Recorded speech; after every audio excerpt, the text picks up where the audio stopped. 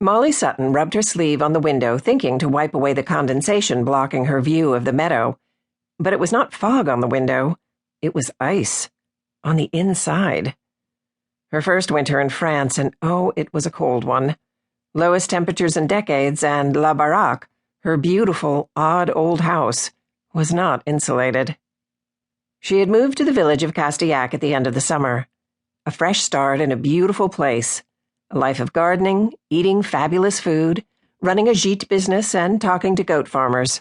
That was what she had imagined. And instead, she had discovered a corpse in the woods and gotten involved in a murder investigation.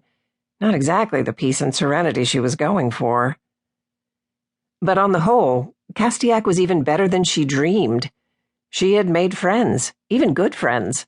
The beauty of the village and the surrounding area never failed to take her breath away, and the pastry was sublime.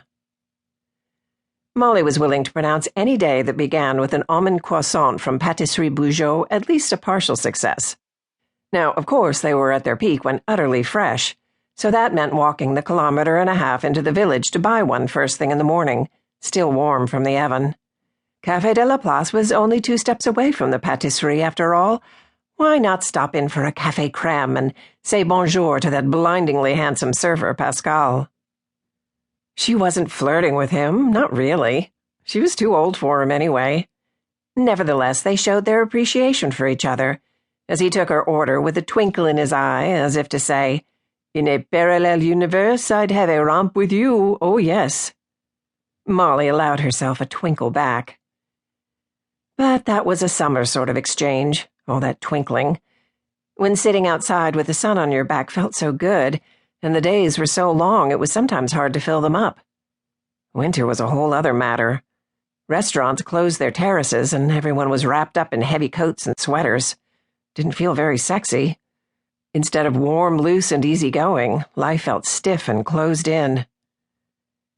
Molly's best friend in Castillac was Lawrence Weebly, but he had taken off for a month in Morocco, and December had begun to drag a little. She was lonesome. Instead of going into the village, she booted up her computer and checked her email. No inquiries about booking the cottage. Make that lonesome and anxious about money. But at least the first problem was easy to solve. She emailed Frances, her best pal from the U.S., and invited her to come for a long visit. The cottage was empty anyway, and Molly would love the company. Frances must have been sitting at her computer at the same time, because in 3 seconds she emailed back, "Packing." Molly grinned, but had a pang of regret at her impulsiveness. Yes, Frances was an old friend and gobs of fun, and she loved her.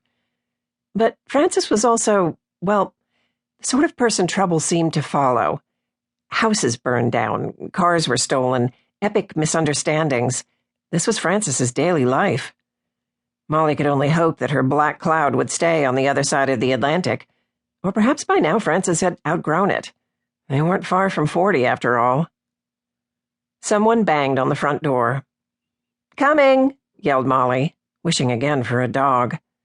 She always felt a spark of worry, opening the door when she had no idea who was on the other side.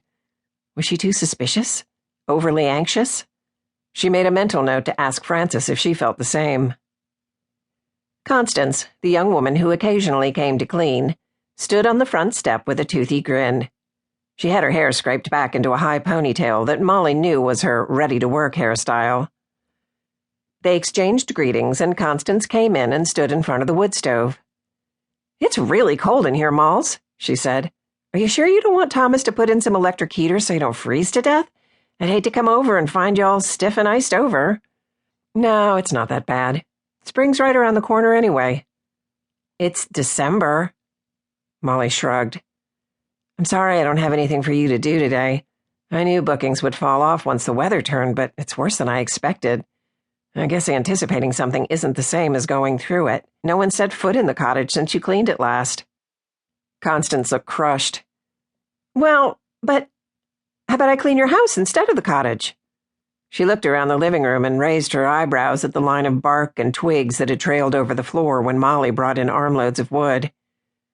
"Sorry, Constance. Without bookings, I don't have the money to pay you. You want a cup of coffee?